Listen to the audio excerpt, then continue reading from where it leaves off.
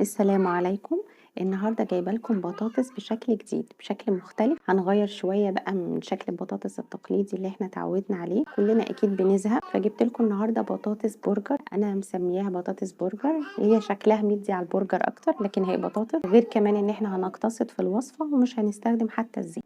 انا نور خالد ودي قناتي. ما تنسوش الاشتراك في القناه واللايك والكومنت على الفيديو لو عجبكم. يلا بينا نبتدي على الطريقه.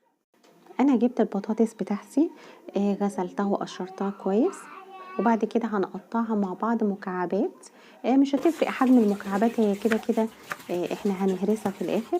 انا استخدمت تقريبا ممكن من نص كيلو لكيلو الا ربع من البطاطس. لو عايزه تزودي من كميه البطاطس مفيش مشكله، على حسب عدد الافراد او على حسب الكميه اللي انت محتاجاها. في الوقت ده بقى على بال ما انا اقطع البطاطس، انا كنت حاطه حله فيها ميه على البوتاجاز عشان تغلي، علشان خاطر مسافه ما ان انا اقشر بطاطس واقطعها احطها على طول في الحله. وده طبعا انا ما اتعلمتوش على فكره الا بعد مده، يعني من وقفتي في المطبخ الواحد بيفهم الاكله بتاخد وقت قد ايه وبيعرف ينجز في وقته. انا خلصت تقطيع البطاطس وكانت الميه غلي، حطيت البطاطس على طول كلها. وممكن في الوقت ده تضيفي معلقه ملح صغيره، ولكن احنا بعد ما البطاطس هتخلص وهنهرسها هنضيف ملح تاني. فلو انتي مش حابه الملح يبقى كتير او يبقى باين قوي في البطاطس ما تحطيش. يعني انا ما حطيتش ملح في البطاطس في الخطوه دي. ما خدتش تقريبا ربع ساعه وكانت اتسلقت. خدتها طبعا كلها وهرستها كويس. انا بتحكم اكتر في هرس البطاطس بالشوكة. طبعا في هراسة للبطاطس لو عندك ممكن تستخدميها، ولكن شوفي يعني ايه اللي انتي بتتحكمي فيه اكتر او بيريحك وبيريح ايدك في المطبخ استخدمي. يعني انا عن نفسي بعمل كده. بعد ما انتهينا من هرس البطاطس هنضيف عليها بقدونس ده انا مقطعاه صغير، مخرطاه. ممكن تضيفي بقدونس وكزبرة حسب ما انتي حابة، كزبرة خضراء. ضفت عليها جبنة رومي متقطعة برضو قطع صغيرة. لو انتي حابة تضيفي اي نوع جبنة تانية حسب رغبتك وحسب اللي انتي حباه. هنقلب كويس المكونات اللي احنا حطيناها لحد دلوقتي. كل ما نحط حاجة حاولي تقلبي كويس علشان تمتزج مع بعض. احنا هنحط معلقة صغيرة من الملح ومعلقة كبيرة من الكمون، وبعد كده انا ضفت بهارات البطاطس. دي بهارات بنجيبها جاهزة.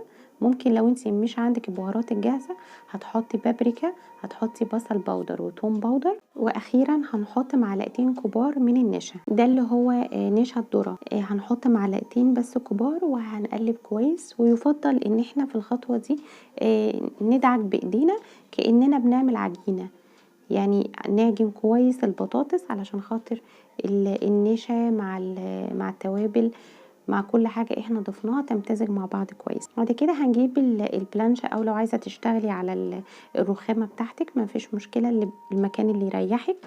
هتحطي طبعا معلقة كبيرة من النشا علشان بس البطاطس ما تلزقش معاكي في المكان اللي انت شغاله عليه. هنحط بس معلقه نشا كبيره وهنبتدي نشتغل ان احنا ندي عجنه كمان للبطاطس، وبس هي كده هتكون جاهزه. احنا هنبتدي ان احنا نكورها. ممكن تعمليها كور جاهزه وتحطيها على جنب وتستخدمي كوره كوره. هتاخدي الكوره هتكوريها كويس، وبالشوكه هتنزلي عليها زي ما انا عملت كده. انا في واحده كمان عملتها علشان خاطر تاخدوا بالكم انا عملتها ازاي. بس كده وهتنزلي بالشوكه، هي هتاخد الشكل ده.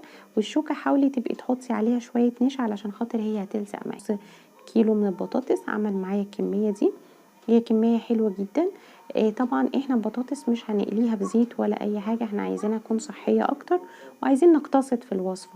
فهي قطعه زبده بس وهنشوحها في الزبده في الوش والظهر، وهتقلبيها كل شويه لحد ما تاخد اللون الذهبي الحلو ده او اللي انت حباه. يعني في ناس بتحبها تبقى متحمره زياده، في ناس بتحبها فاتحه شويه. وخلي بالك النار تكون متوسطة، ما تعليش النار عشان هي ممكن تتحرق منك او تاخد لون تقيل شوية.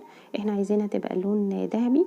طبعا هي كده خلاص كانت خدت لون حلو قوي من الوش ومن الظهر، وانا كنت حابة درجة اللون دي. هتخرجيها كلها. ما تيجي تحطي بقى كمية تانية حطي برضو قطعة زبدة. ما خدتش 7 دقايق تقريبا في الزبدة واتشوحت وطلعت تحفة.